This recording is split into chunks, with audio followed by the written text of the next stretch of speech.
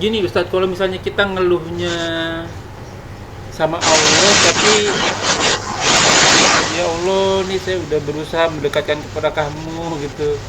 Eh, ini doa orang awam lah, doa orang awam seperti saya lah gitu ya. Kok nih susah banget nih, ya mungkin masalah dunia ya Ustadz ya. Susah banget nih pekerjaan, kerjaan numpuk melulu, gaji nggak naik-naik gitu.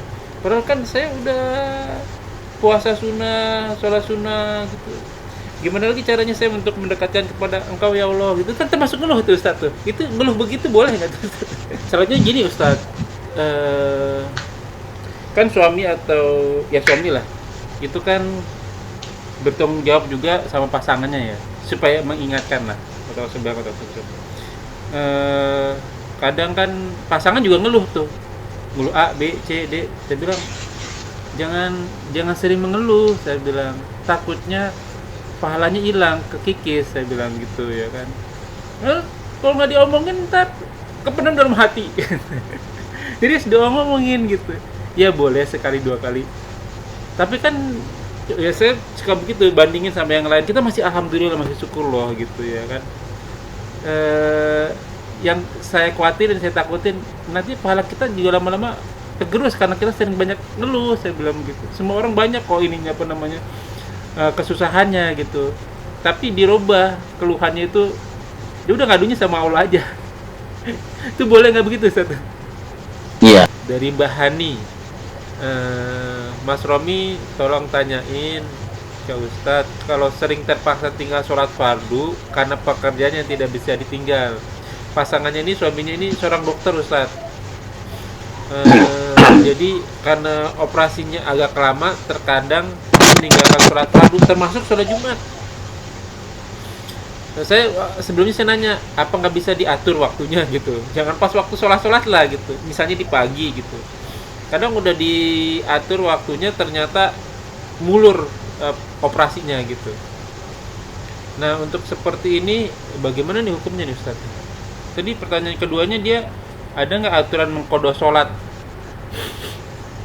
Jawaban saya Iya, pada awalnya sholat. safar sama sakit gitu. Nah, ini kalau yang kasus seperti ini gimana nih Ustaz? Sejauh mana nih agama melarang musik nih Ustaz? Kemarin waktu kita Iya. bahas tentang musik kan ada yang mubah tuh, boleh tuh Ustaz. Tapi waktu saya cerita tentang ada salah satu teman kita yang mau bekerja di bidang musik, dari tingkah laku Ustadz kayaknya agak-agak kurang setuju tuh. Nah, kita bahas nih sekarang nih.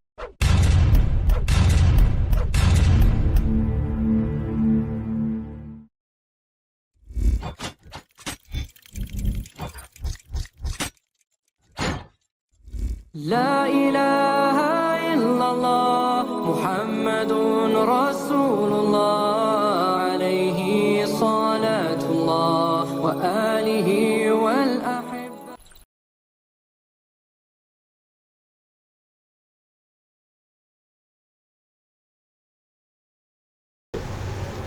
Assalamualaikum warahmatullahi wabarakatuh.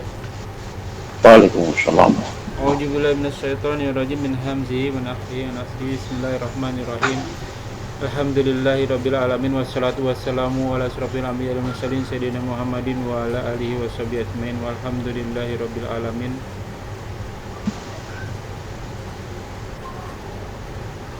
Ya ayyuhalladzina amanu taqullaha wa qulu qawlan sadida yuslih lakum a'malakum wa yaghfir lakum dzunubakum wa may yuti'illahi wa rasulahu faqad faza fawzan azima. Innal hamdalillah nahmadu wa nasta'inu wa nastaghfiru wa na'udzu billahi min shururi anfusina wa sayyiati a'malina. May yahdihillahu fala mudilla lahu wa may yudlil fala hadiya lahu. Asyhadu an la ilaha illallah wa asyhadu anna Muhammadan abduhu wa rasuluhu la nabiyya ba'da. Allahumma sholli ala Muhammad wa ala ali Muhammad kama shallaita ala Ibrahim wa ala ali Ibrahim wa barik ala Muhammad wa ala ali Muhammad kama barakta ala Ibrahim wa ala ali Ibrahim fil alamin innaka Hamidum Majid. Amma ba'du. Alhamdulillahirabbil alamin, rabbis samawati wal ard, rabbil masyriqi wal maghribi. Segala puji bagi Allah Tuhan semesta alam, penguasa langit dan bumi, dari ujung timur sampai ujung barat, yang senantiasa selalu memberikan nikmat iman Islam, dengan panjang umur, nikmat sehat walafiat, nikmat beribadah, nikmat talibil ilmu, nikmat memiliki saudara seiman, dan nikmat memiliki waktu-waktu yang potensial. Salah satunya kita masih diberi kesempatan untuk kita kajian kali ini. Salawat serta salam tak lupa kita haturkan kepada junjungan kita Nabiina wa Rasulina wa Maulana wa Safiina Muhammad sallallahu alaihi wasallam beserta keluarga dan sahabatnya sekalian. Ya ikhwanafillah, azakumullah wa yakum. Masih di channel kesayangan kita, channel kajian channel Milenium Mengaji bekerjasama dengan kajian hadis online atau KH official. Sekarang kita membahas Quran tafsir surat An-Naziat surat ke-79. Sekarang masuk ke dalam ayat 13. Insya Allah sampai ayat ke-16 kita akan bahas. Semoga Allah mudahkan. Tamam, kajian kali ini masih dipandu oleh gurunda kita Al-Mukarram Al-Ustadz Ali Habibullah, dan alhamdulillah beliau telah hadir di antara kita, dan kita senantiasa mendoakan beliau semoga beliau diberi kesehatan dan diberi kekuatan, kemurahan rezeki, dan dimudahkan segala urusan. Dan selanjutnya mari sama-sama kita simak kajian kita kali ini. Bila ada pertanyaan seperti biasa boleh disampaikan di kolom komentar, dan insya Allah akan ditanyakan pada kesempatan yang tepat. Semoga berguna bagi ikhwanufillah selaku penuntut ilmu, thalibul ilmi, abil khusus ana al-fakir. Dan tanpa berpanjang kata, untuk waktu dan tepat kepada Gurunda Ali, tafadhol maskuro. Assalamualaikum warahmatullahi wabarakatuh. Waalaikumsalam warahmatullahi wabarakatuh. A'udzu billahi minasyaitonir rajim. Min hamzi wa nafthihi wa nafthihi. Innal hamdalillah nahmaduhu wa nasta'inuhu wa nastaghfiruh wa na'udzu billahi min shururi anfusina wa min sayyiati a'malina. May yahdihillahu fala mudilla lahu wa may yudlil fala hadiya lahu. Asyhadu an la ilaha illallah wahdahu la syarika lahu wa asyhadu anna Muhammadan abduhu wa rasuluh. A'udzu billahi minasyaitonir rajim. Ya ayyuhalladzina amanu taqullaha haqqa tuqatih wa la tamutunna illa wa antum muslimun. Amma ba'd. Alhamdulillah, silakan dibuka kitab suci Al-Qur'annya surat An-Naziat ayat ke-13 ya sampai 16. Silakan dibaca bareng. Auzubillahi minasyaitonirrajim. Min hamzihi wa nafthihi wa nafsihi. Bismillahirrahmanirrahim. Fa innama hiya jajratun wahidah fa idahum bisahirah. Hal ataka hadithu Musa id nadahu rabbuhu bil wadil muqaddas tuwa. Subhanakallahumma wa bihamdika asyhadu an la ilaha illa anta. Semoga yang membaca dan ikut menyimak sama-sama dapat rahmat dari Allah Subhanahu wa taala. Amin. Kita terjemah dulu ya. Nah. Ayat ke-13. A'udzu billahi minasyaitonir rajim. Min hamzi wa nafthihi wa nafthihi. Fa innama, maka sesungguhnya hanyalah. Innama itu pembatasan, hanya saja, segitu aja gitu ya. Hianya kembali kemana? Kembali ke pengembalian ya, ke karotun ya, ke karotun ya, rojaah ya. Nah, pengembalian manusia dari awal manusia pertama sampai akhir ya. Pengembaliannya itu kata Allah ya, jasratun wahidatun ya. Jasratun tuh satu kali tiupan, satu kali pekikan ya. Wahidatun satu juga kan ya. Ya kalau dalam bahasa Arab kan gitu kan, kalau adat ma'dud kan ya, bilangan tuh kalau 1 dan 2 ya menggunakan naat man'ud ya, naat man'ud. Kalimatnya disebutkan ya. Kolamun wahidatun, satu pena gitu kan. Ya kan, sama kolamaini gitu kan, isnani gitu kan. Isnai, kolamani isnaini gitu kan. Tapi kalau 3 sampai 10 bentuknya beda, enggak natman tapi mudah ilai. Ya, kolamun ya, tiga pena. Ya, salah satu kolam, salah satu kolamin. Mudah ilai. Kita ada kalau di bahasa Arab ya, di adat dan maksud. Adat dan maksud. Yasratun wahidatun, ya, sekali tiupan saja, ya, satu kali tiupan saja. Faidahum, maka jika mereka, ya, maksudnya mereka misahiro, mereka dibangkitkan kembali dari tiupan yang kedua itu. Misahiro, sahiro itu nama, ada dua penafsiran di sini, ya. Sahiro itu bisa berarti lembah yang datar rata, ya. Mahsyar, ya, padang mahsyar, padang yang tanpa pohonan, ya, berkumpul di sana. Saharo juga bisa berarti penjaga malam, ya, penjaga malam itu. Oh iya, security ya. Security. Orang security kalau lagi jaga malam nggak boleh tidur, Pak. Iya benar. Terakhir, ya, nggak boleh tidur. Maka di akhirat nanti di padang mahsyar kita nggak tidur tuh. Nah, sahir dia jadi security. Kapan? Ya, kurang lebih waktu 50.000 tahun, ya. Kurang lebih di padang mahsyar. Ya. Lalu setelah Allah ceritakan tentang pasal-pasal kiamat, dilanjutkan dengan hal ataka hadis Musa. Hal ataka, adakah atau apakah telah datang kepadamu wahai Rasulullah, wahai Muhammad SAW, hadis Musa, cerita tentang Musa, kisah tentang Nabi Musa. Apa hubungannya? Habis cerita kiamat itu di kisah Nabi Musa, apa kaitannya?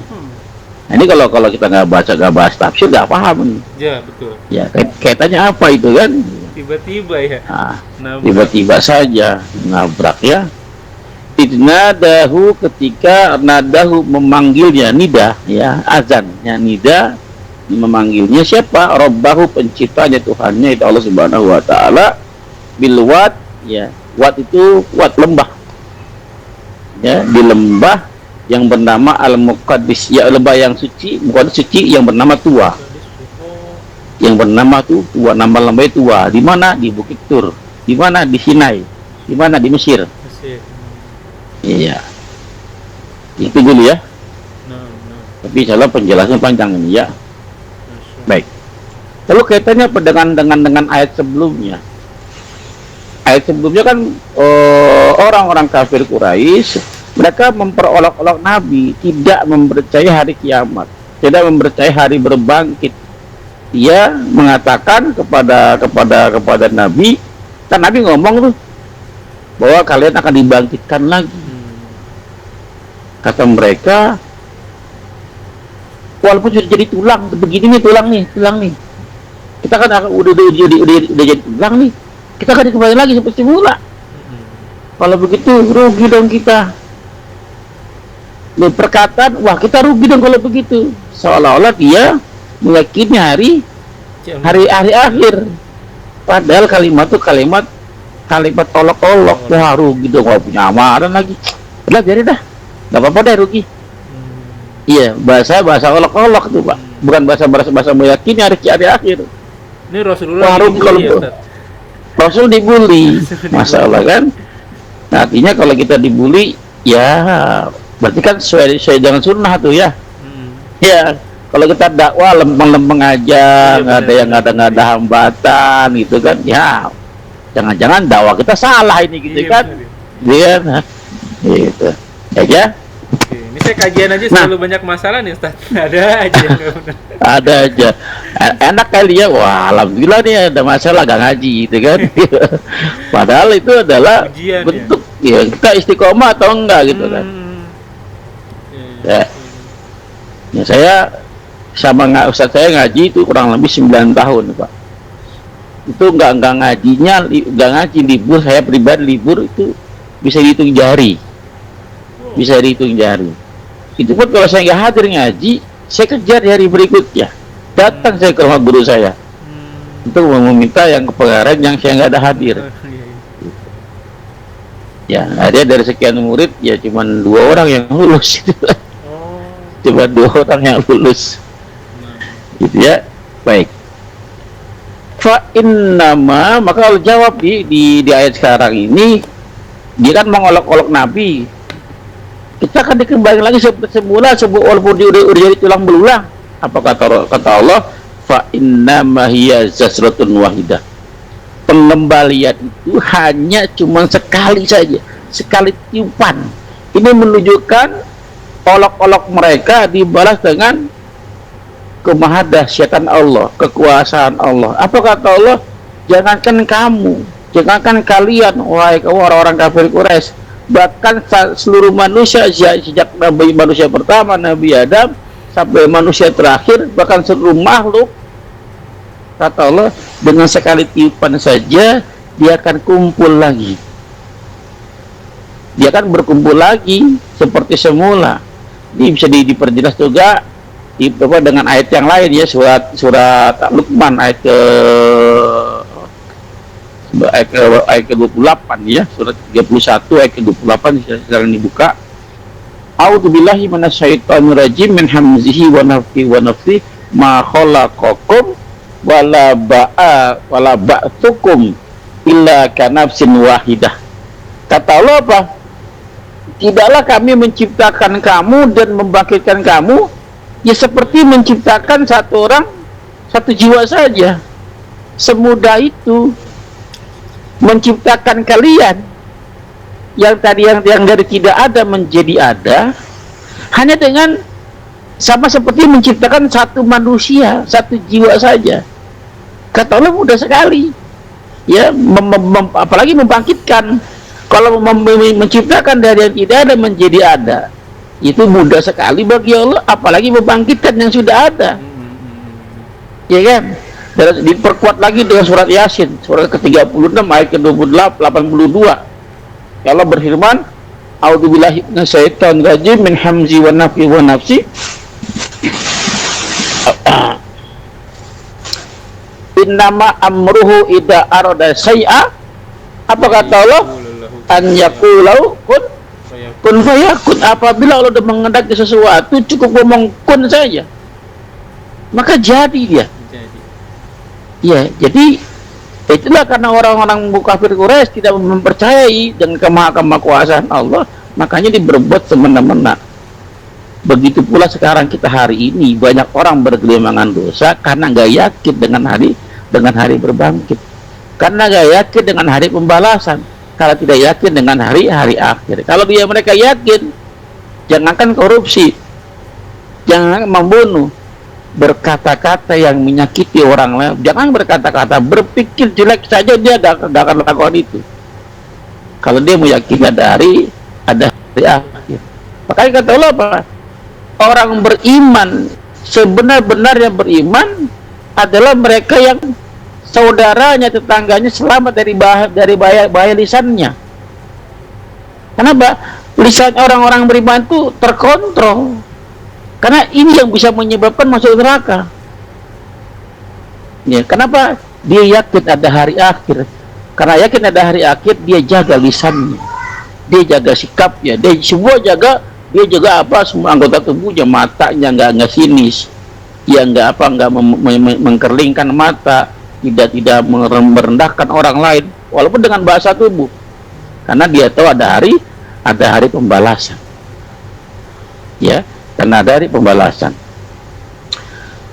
Lalu faidahum bisahiro, maka ketika mereka dibangkitkan pada satu sairah, lembaga ya, apa namanya, sairah itu dataran yang luas tanpa pepohonan, dia dataran yang luas ya, bisa berarti juga penjaga malam, security sahir itu kan.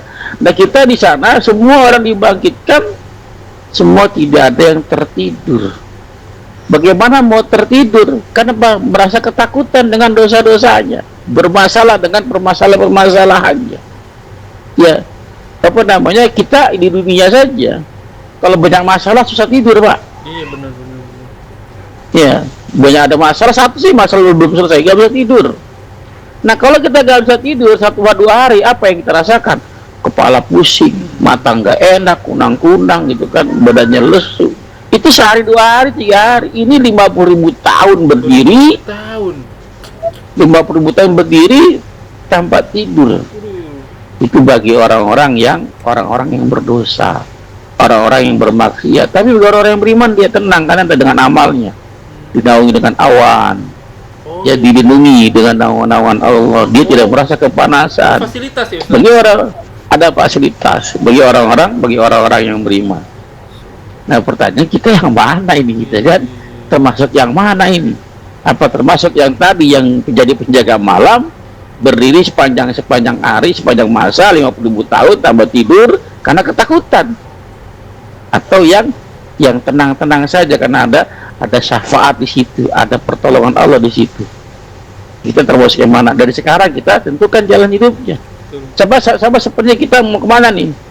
Dari rumah mau ke mana? Mau ke Bogor, mau Tamasya. Maka dari sekarang harus setel kan. Betul. Kita mulai jalan mana nih? Iya. Iya, rute mana yang mau kita ambil dari sekarang? Ya, mumpung kita belum di surga, belum tempat tujuan kita surga neraka kan? Kita mau kemana? Ke surga neraka. Jangan sampai salah jalan. Dari sekarang tentukan titik koordinatnya. Kita mau jalan mana? Jangan sampai tujuan kita kemana, nyampainya kemana? Ya, kenapa?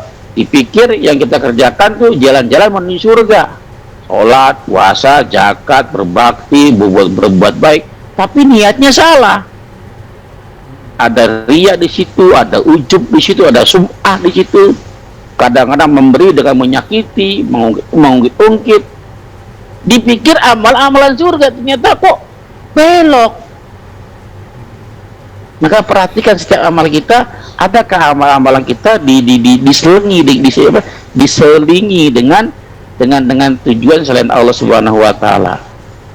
Jadi tinggal diperhatikan amal-amalan kita. Lalu tiba-tiba Allah bercerita, hal ataka hadis Musa. Apakah telah datang kepadamu? Hadis itu siapa? Nabi Muhammad SAW. Tapi hadis ini bisa berarti kita juga, karena bentuknya umum, kamu. Ya, al-ibratu bi umumil lafat wala bi khusus sabab. Ibro itu diambil dari apa? Bisa bukan dari keumuman lafat, diambil dari keumuman lafat ya, bukan dari kekhususan sebab turunnya. Walaupun ini turunnya buat Nabi Muhammad, tapi bisa untuk kita pelajarannya, karena itu pun nyampe ke kita. Kisah tentang Nabi Musa nyampe ke kita juga sekarang. Nah, Allah bertanya kepada kita, kalau di ayat ini Allah bertanya kepada Nabi Muhammad, sudahkah pendatang kepadamu kisah Nabi Musa alaihissalam?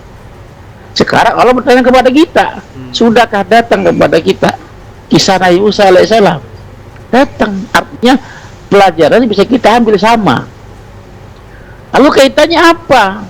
Setelah Allah cerita tentang hari kiamat, hari berbangkit, hari pembalasan, dikaitkan dengan kisah Nabi Musa. Kira-kira gimana, Pak? Apa kaitannya kira-kira? Saya masih ngeblank tuh. Iya, baik. Nah, Nabi kan diolok-olok, Pak. Ya. Dibully. Iya. Nyampe Nabi dakwah kisah tentang hari akhir, bukannya beriman malah dibully. Mendapat cacian, dibilang tukang sihir, dibilang orang gila, dibilang macam-macam. Iya.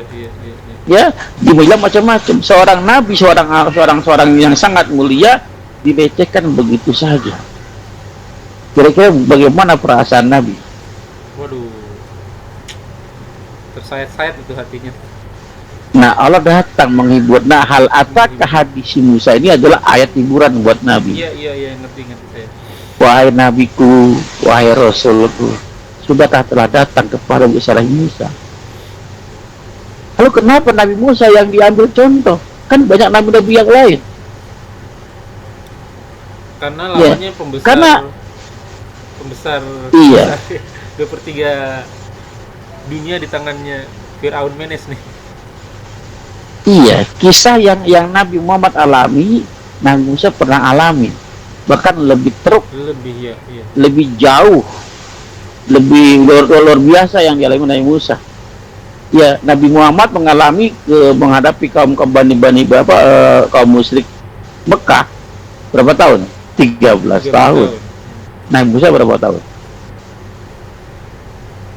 Nabi Musa berapa tahun? Berapa tahun ya? Ratusan tahun kan, umur panjang dia. 20 tahun ya? Iya kan?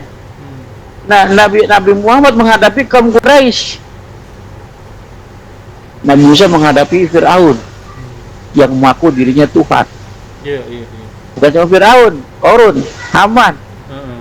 Kalau Nabi Muhammad kan yang dihadapi Kafir price aja. Abu Jahal, Abu Lahab, Iya, iya. ya kan? Wah, artinya jangan sedih wahai Rasulullah, ada Musa alaihissalam. Harusnya dia juga sedih. Di pada saat kamu dapat seperti baik, tapi bangkit tuh. Ya Musa aja begitu, berarti saya nggak boleh begitu. Iya, iya, iya. Inilah pengajaran buat Rasul. Kalau Allah yang didik, beda dengan manusia yang didik, Pak. Nah, kalau kita manusia melihat anak kita sedih, gimana cara ngiburnya? Bikin perbandingan. Iya kan? Ada tetangga yang Kalau lebih Allah- pintar dari kita.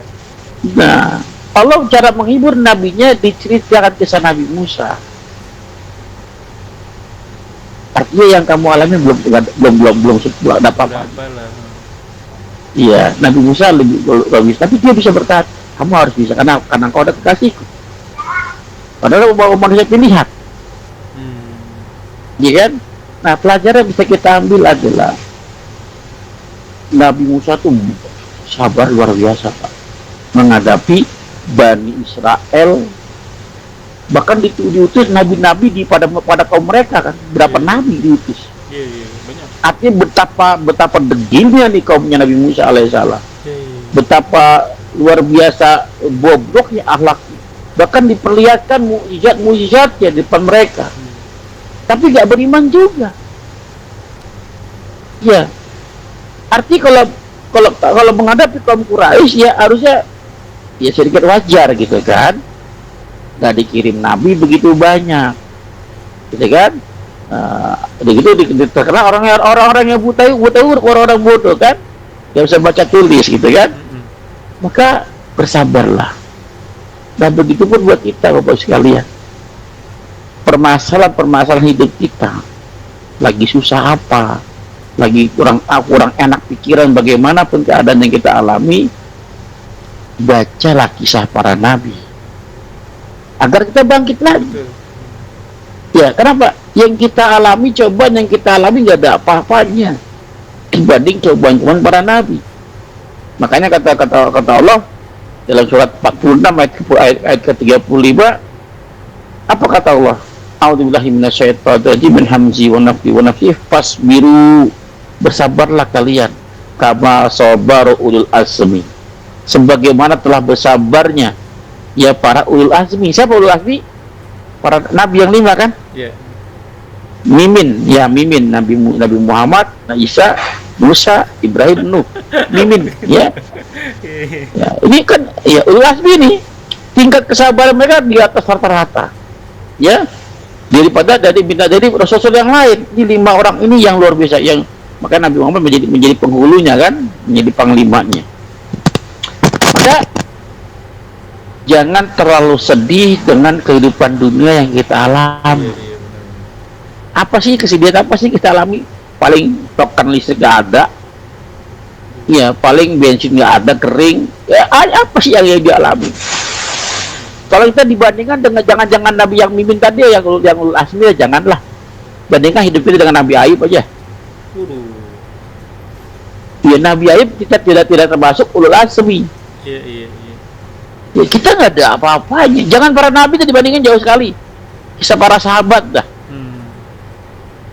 Ya, masih kurang lagi para imam dah. Aduh, ya. Bukhari ya, sedih banget. Ya, artinya kita mau dibanding, artinya kita mau apa ya? Mau ngeluh ke bagaimana? Gak ada apa-apanya kita membandingkan mereka gitu. Artinya kalau kita dikasih ujian seperti ini kita mengeluh, kok lemah sekali. Gitu kan?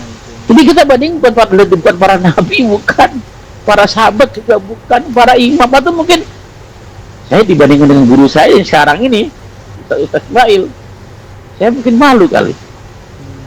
Ya nggak ada apa-apanya gitu dibanding beliau. Artinya jangan malu. Ya, orang muslim itu pantang untuk mengeluh. Mau sakitnya kayak apa, mau miskinnya kayak apa, ujung-ujungnya mati juga kan. Cuman mati kita dalam keadaan bagaimana? Apakah mati kita dalam keadaan ridho walaupun sakit? Ya walaupun miskin, tapi ridho, mati dalam keadaan ridho, menerima semua ketentuan Allah, maka Allah pun ridho. Apa kata Allah? Bukti cintaku kepada seorang hamba, maka aku akan mengujinya. Jika hambaku ridho, maka aku pun ridho. Tapi apabila dia benci, nggak suka, ya kata Allah apa? Bahwa sukhti, aku pun lebih murka lagi. Ya, maka poinnya apa Bapak sekalian? Pelajaran ini supaya kita jangan terlalu mudah untuk berkeluh kesah. Jangan terlalu gampang apa ya? Gampang drop, gampang down. Terus bangkit. Kenapa? Biarin sisa di sini nggak masalah. Karena emang ya jalan menuju surga gak gampang berliku. Ya nggak gampang. Kalau mau gampang ya sana jadi orang kafir tuh. Ya nggak dilarang, nggak dipikir, dibiarin, dikasih kesenangan, bahkan dikasih dunia dan isi-isinya, dikasih, silakan nikmati. Tapi ingat tadi kata antum, seperti penutup ada batasannya. Setiap yang berjawa, setiap yang ini pasti mati, ya kan? Kullu nafsin dha'iqatul maut. Setiap yang berjawa pasti mengalami mati. Mudah-mudahan bermanfaat. Kurang lebih mohon maaf, silakan kalau mau bertanya. Saya yakin pasti ada banyak pertanyaan nih yang kemarin belum kelar ya. Assalamualaikum warahmatullahi wabarakatuh. Tapi menyambung ini dulu surat yang diterangkan Ustaz tadi, Ustaz. Ya. Apakah mengeluh itu bisa mengurangi pahala kita ya, Ustaz ya? Iya Pak, betul. Mengeluh itu tanda Allah, tanda dia tidak ridho dengan keputusan Allah. Bahkan bisa kalau mengeluh, dalam keadaan mengeluh kita mati, tempatnya di neraka Pak. Gini Ustaz, kalau misalnya kita ngeluhnya sama Allah, tapi ya Allah nih saya udah berusaha mendekatkan kepada kamu gitu, ini doa orang awam lah, doa orang awam seperti saya lah gitu ya. Kok ini susah banget nih, ya mungkin masalah dunia ya Ustaz ya, susah banget nih pekerjaan, kerjaan numpuk melulu, gaji nggak naik gitu. Padahal kan saya udah puasa sunnah, sholat sunnah gitu. Gimana lagi caranya saya untuk mendekatkan kepada Engkau ya Allah gitu, kan termasuk ngeluh itu Ustaz tuh. Itu ngeluh begitu boleh nggak tuh Ustaz? Iya. Ya, tapi ya kalau awam aja gitu Ustaz. Ya kalau awam sih boleh aja, awam ya boleh, nggak apa-apa Pak. Tapi orang-orang yang udah artikel, kalau yang sudah belajar, nggak boleh begitu. Ya kalau orangnya awam sih boleh lah, walau baru hijrah gitu kan, mengeluh ya begitu nggak apa-apa, masih wajar. Tapi tingkatkan lagi gimana? Saya pernah ditanya pertanyaan yang serupa dengan seorang wanita yang dia dulu menikah 2 kali Pak. Oke. Menikah 2 kali. Menikah pertama, suami pertamanya itu orang yang kaya raya. Tapi dia mengajaknya kepada kemurtatan. Dia nggak mau, dengan saya cerai. Ya apa dia bilang? Saya yakin dengan janji Allah akan gantikan yang lebih baik.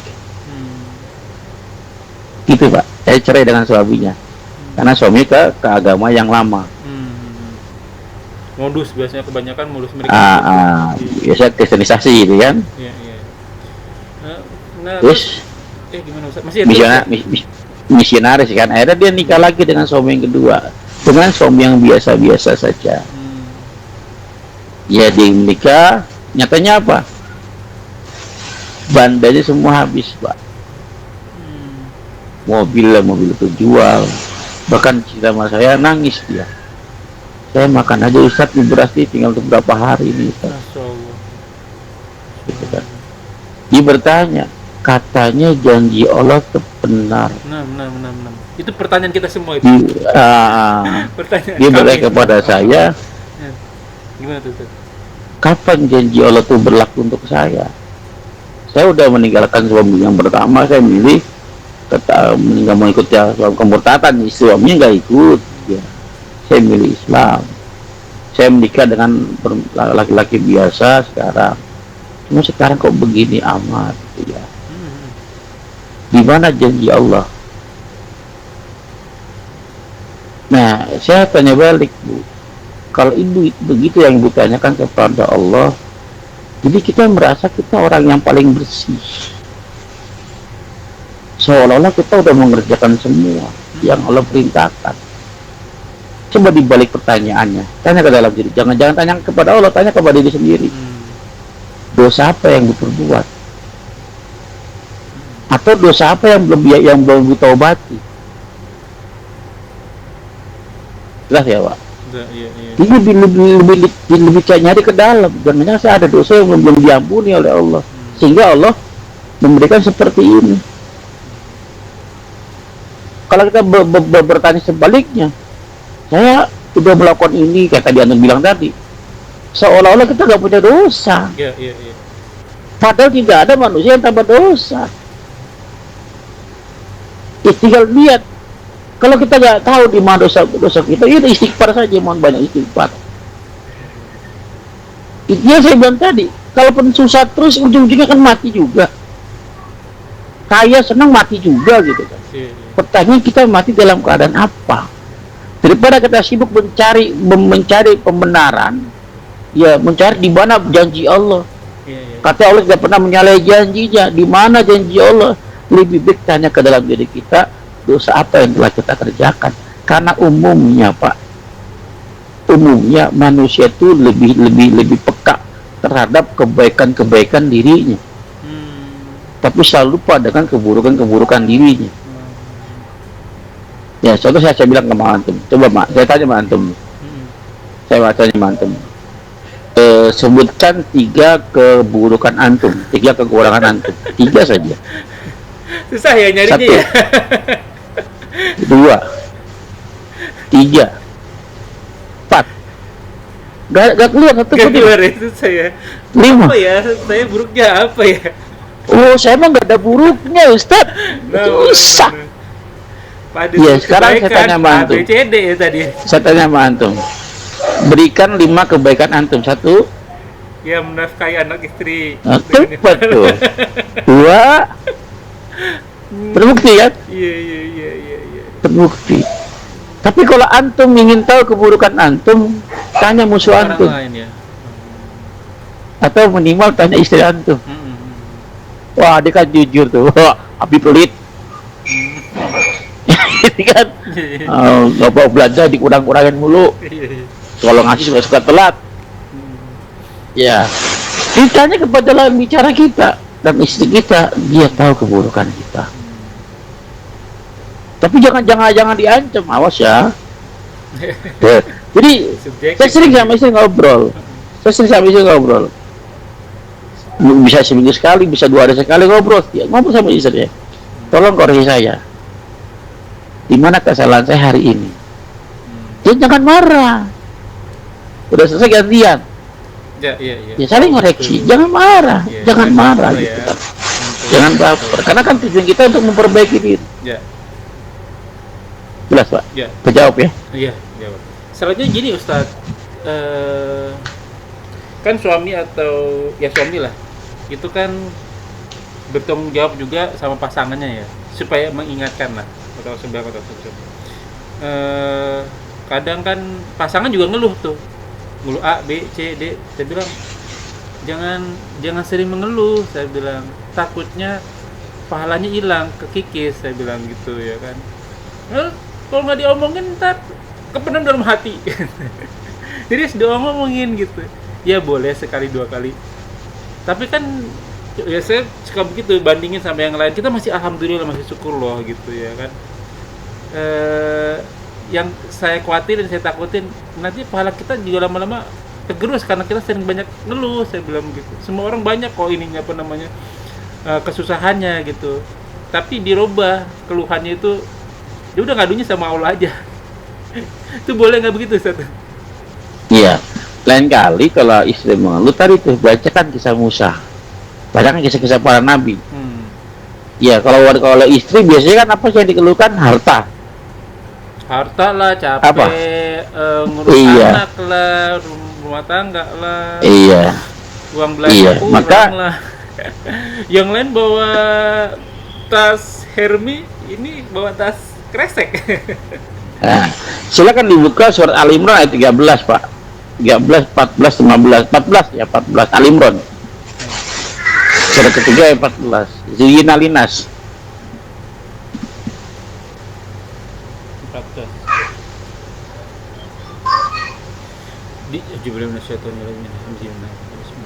Dijadikan indah pandangan manusia kecintaan kepada apa-apa yang diingini, yaitu wanita-wanita, anak-anak, harta yang Baik. banyak dari jenis emas, perak, kuda pilihan, binatang-binatang ternak, sawah ladang. Itulah kesenangan hidup di dunia, dan di sisi Allah lah tempat kembali yang baik. Ini surga. Itu kalimatnya kalimat yang pertama, Pak, zuyina. Ya, betul kan? Zuyina linnas. Zuyina tuh zuyina itu kata dasarnya zayana sebenarnya. Kalau zuyina tuh fi'il madi majhul. Ya, kalau zayana menghias. Kalau zuyina dihias. Oh, oke. Ya, telah manusia. dihias. Telah dihiasi. Siapa? Untuk manusia. Kubus syahwat puasa Allah. Ya, untuk manusia apa? Ya, syahwat, kesenangan kepada wanita. Laki-laki itu kepada wanita. Tapi kalau wanita bukan. Kalau wanita, kalau laki-laki kepada perempuan. Kalau wanita bukan, Pak. Pada harta. Ayat 15 kalau nggak salah, 14 ya. Jadi kalau zuyina itu dihias, itu fi'il madi majhul, tidak diketahui siapa pelakunya.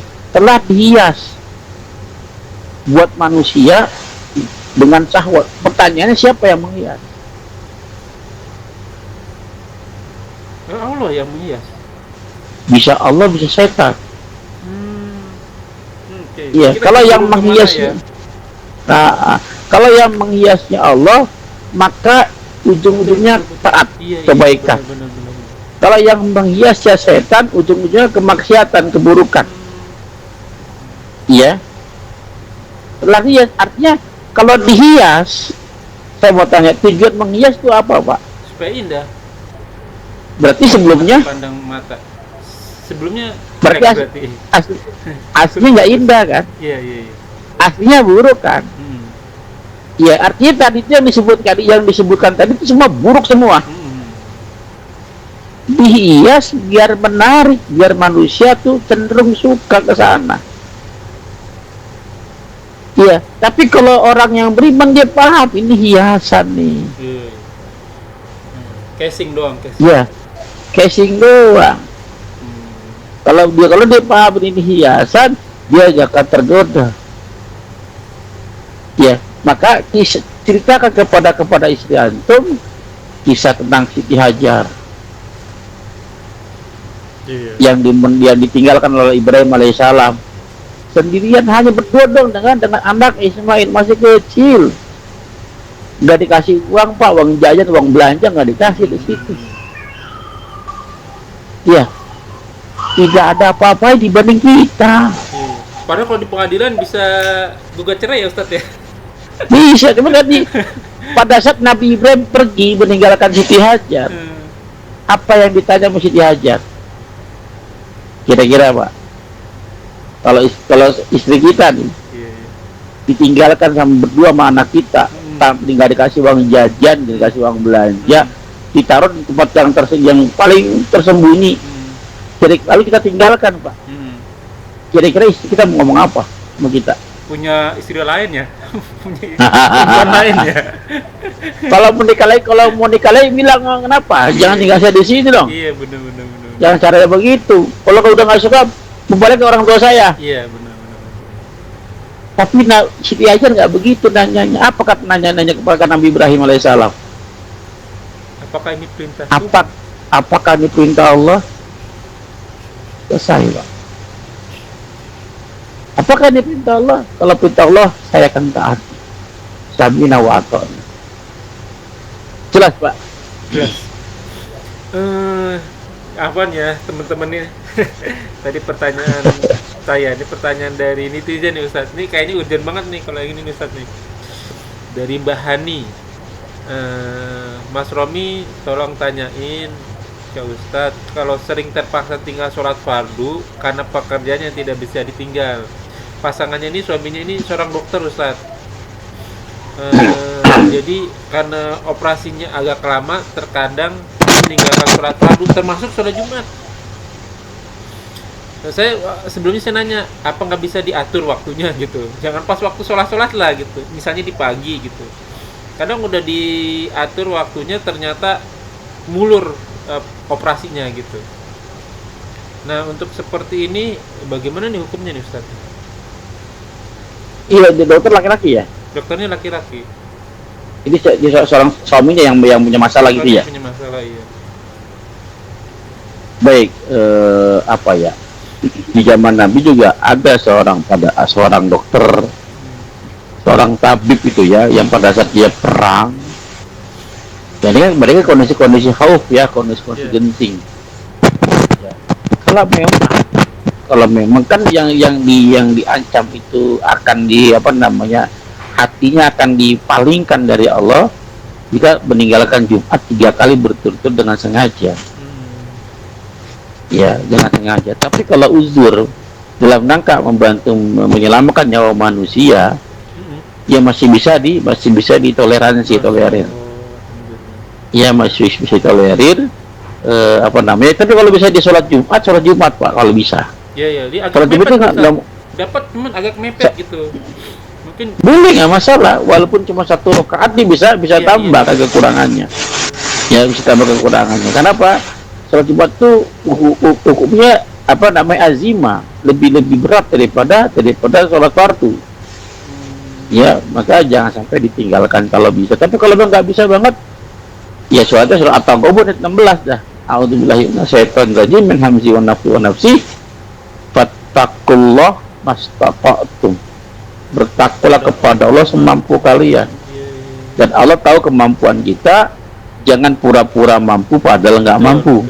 Sebaliknya, jangan bilang nggak mampu padahal mampu. Allah paling tahu. Ya, jadi usahakan semaksimal mungkin, selebihnya serahkan kepada Allah, mudah-mudahan dimaafkan. Untuk sholat yang biasa, zuhur sama asar bisa dijamak. Betul. Ya, jamak takhir kah, jamak takdim kah, boleh. Gitu ya. Tapi di sholat Jumat diusahakan datang walaupun terlambat, kekurangan 1 rakaat sekalipun, tinggal tambah 1 rakaat. Yang mudah-mudahan dimaafkan, insyaallah. Ya, tadi pertanyaan keduanya, dia ada nggak aturan mengqadha sholat? Jawaban saya awalnya safar sama sakit gitu. Nah, ini kalau yang kasus seperti ini gimana nih, Ustaz? Apa yang dimaksud dengan qadha dulu, jadi gini. Ya. Kita pahami dulu ya. Orang yang tidak puasa karena safar, karena sakit, boleh nggak orang sakit nggak puasa? Boleh. Boleh nggak orang safar nggak puasa? Boleh. Itu kan uzur, Pak. Syar'i kan? Iya. Nah, kalau dia nggak puasa karena sakit, dosa nggak? Puasa karena sakit. Dia tidak berpuasa karena sakit, dosa nggak? Enggak dong. Tidak dosa. Nah, artinya dia wajib bayar, itulah yang disebut qadha. Iya. Dia wajib bayar di waktu dia sembuh, sehat. Iya. Jelas ya. Pada saat dia nggak safar, bayar. Itulah qadha namanya. Ya. Tapi kalau ada orang nggak puasa, nggak sholat, nggak puasa, bukan karena ada uzur, Pak. Kenapa nggak puasa, nggak sholat? Males. Ada begitu, Pak. Nah, ini bukan qadha namanya, ini dosa besar, wajib tobat. Beda arah, beda jalur. Iya. Yang tadi meninggalkan puasa karena rukhsah, dia sholat, dia sakit, dia sabar, dia safar. Tapi ini meninggalkan puasa dengan sengaja, maniftar ya, barang siapa yang berbuka, ya mutamid dengan sengaja, buka puasa di bulan dengan sengaja. Maka puasa yang 1 hari dia buka dengan sengaja tidak bisa diganti walau dia puasa bertahun-tahun, sepanjang tahun. Dia wajib, dia kalau dia meninggalkan kewajiban sengaja, maka ini dosa besar. Iya, iya, iya. Kalau tadi kan nggak berdosa dia dapat rukso. Jelas ya. Nah begitu pula dengan seorang dokter tadi, dia dapat rukso, Karena nyawa orang ya Dapat. masalahnya Ustadz ya. dapat keringanan dia, dapat keringanan, maka dia dibolehkan di situ. Ya, nggak berdosa. Yang berdosa itu meninggalkan dengan sengaja. Itu nggak ada kodok, taubat. Iya, iya, betul, betul. Jelas ya. Nah, Ustadz, kita punya waktu berapa menit lagi nih Ustadz? Masih lama sih kalau maghrib masih ada sih. Oke, ini Ada soalnya berat sekitar nih berikutnya nih. 10 menit ya. 10 menit ya. Sejauh mana nih agama melarang musik nih Ustadz? Kemarin waktu Iya. kita bahas tentang musik kan ada yang mubah tuh boleh tuh Ustadz. Tapi waktu saya cerita tentang ada salah satu teman kita yang mau bekerja di bidang musik, dari tingkah laku Ustadz kayaknya agak-agak kurang setuju tuh. Nah, kita bahas nih sekarang nih. Sejauh mana Yang agama nggak melarang setuju, yang nggak setuju hak mereka Pak. Jangankan saya Pak, Nabi aja dibully tadi kan. Ya. Tentang hari akhirat dibully, orang nggak setuju, orang nggak berkuasa, ya masalah. Karena saya berdakwah bukan untuk disetujui. Iya. Saya berdakwah karena kewajiban saya. Saya punya tanggung jawab untuk dakwah. Mm-mm. Kalau bertanya tentang hukum, tentang dalil gitu kan, Ya. iya, tentang dalil. Kita bedakan dulu mana yang pokok, mana yang tidak pokok. Ya, saya contoh. Mana anggota wudhu yang wajib dibasuh? 4. Apa aja Pak? Wajah, tangan sampai siku, kaki sampai mata kaki, Kepala dulu Pak. Ya. Kepala dulu baru Kepala baru kaki. Iya, baru. Ada 4. Mau tanya, cuci tangan, kumur-kumur Pak, Ya. apa hukumnya? Sunnah berarti. Dari mana antum tahu sunnah? Dari hadis Ustaz. Iya, kan perintah Nabi itu. Paham ya? Iya, iya. Artinya yang ada Ada di level, Quran ya? ini adalah lebih ada level yang dijelaskan Quran inilah pokok-pokok agama. Yang tidak di Quran ini bukan yang pokok. Ya. Ya oke. kalau ini yang wajib, ini yang sunnah. Kalau ini haram, ini makruh. Nggak bisa disetarakan gitu. Oke. Iya, iya, iya. Iya. Oh, gitu. Kalau Nabi iya, masa iya gitu kan? Kata Allah yang wudhu itu wajah, tangan, kepala, kaki. Nabi bilang kumur-kumur. Berarti menambahkan dong Nabi. Nah, loh, gimana tuh? Iya kan? Iya. Allah nggak bilang, tapi Nabi menambahkan Iya, kumur-kumur. iya. Gimana tuh? 2 Pak. Ini kumur-kumur ini hadis Nabi harus ditolak. Karena bertentangan dengan Quran. Saya mau tanya, Iya. bertentangan nggak? Bertentangan itu nggak ada di Al-Quran. Maka yang pertama harus ditolak. Karena bertentangan dengan Quran. Kalau mau dipakai yang kedua berarti hukumnya harus berbeda dong. Sunnah. Jelas nggak? Iya, karena perbuatan Rasul ya. Maka kalau kita hadis ditolak berarti sebanyak hadis kita tolak tuh Pak. Banyak itu, banyak banget itu. Iya, Masalah maka makanan kalau haram mau ya. diterima nih hadis ini, hukumnya harus berbeda dengan hukum. Ini kan sumber hukum, Pak. Iya, iya, iya, iya. Jelas ya. Jelas, Sekarang jelas. kembali ke musik. Ya. Yang diharamkan di Quran itu yang pokok. Iya kan? Ya. Yang diharamkan di hadis itu yang tidak Yang tidak pokok. tidak pokok. Ya, artinya kalau pernah larangan paling makruh. Betul. Ya, baik. Dalam Quran ada nggak pelarangan khamr? Ada, larang khamr ada. Ya, suratnya banyak tuh Pak. Iya. Ada 4 ayat itu. Tidak. Ya, ada nggak pelarangan apa namanya judi? Judi ada. Ada Al-Maidah 90 ya. Ada nggak pengharaman zina? Zina ada. La taqrabu zina. Takbu zina dan mau deketin zina. Iya kan? Nah, ketiga ini digabung dalam satu hadis kan. Oh iya, heeh. Akan datang suatu masa orang-orang akan menghalalkan Oh iya benar ya. Minuman, zina. Kok 3 Pak? Kok ada 1 nih, siapa? Kok nyempil nih? Nah, Musik. betul. Musik, iya. Padahal di Quran nggak ada Nggak musik. ada, iya, iya, iya. Ya kok nambahin 1 nih? Mm, Paham nggak? Berarti Ya. itu ya pokok nih. Harus kita tolak nih. Atau kalau mau nggak kalau mau kita Ini pakai, levelnya. hukumnya berbeda. Makruh, oke. Bisa nggak jadi haram? Bisa Pak jadi haram. Oh, Karena musik ini wawunya gandeng nih Pak. iya, iya, iya. Pakai wawu kan? Iya, dan.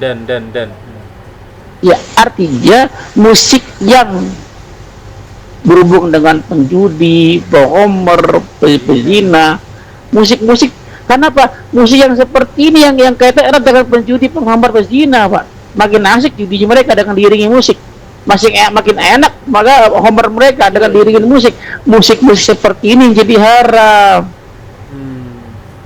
Oke. Ya kan? Ini objektif dalam adalah suatu hukum. Hukum ini milik Allah, bukan milik saya, bukan milik kalian, milik Allah dan Rasulnya. Rasulnya dilarang menambah-nambahkan, Rasulnya dilarang menghalalkan yang Allah haramkan. Begitu sebaliknya, apalagi saya.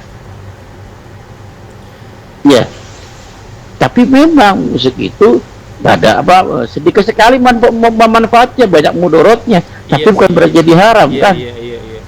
Oke, iya. Ngerti saya. Berarti menjadi pemusik atau penyanyi di levelnya paling nggak dijatuhnya di makruh ya Ustadz ya, nggak sampai di level Iya. haram, kecuali tadi yang 3. Kalau Iya, dinyanyikan tentang betul, Pak. zina, tentang kemer, Ya. gitu, tentang judi ya. Tapi kalau dilihat dari peribadatannya, jadi mengurangi ibadahnya ya Ustadz ya. Iya, betul Pak. Tuh, Makanya makanya laun tadi ya, membuang-buang, maksudnya membuang Ya, waktu karena lagu. nggak ada nilai ibadahnya gitu ya Ustadz ya. ya lagwi, betul Pak.